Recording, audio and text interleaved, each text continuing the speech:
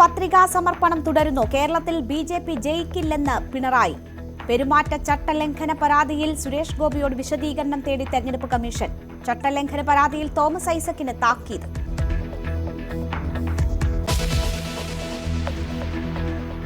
കോൺഗ്രസിന് വീണ്ടും ആദായ നികുതി വകുപ്പിന്റെ നോട്ടീസ്. രാഷ്ട്രീയമായി നേരിടാൻ കോൺഗ്രസ്.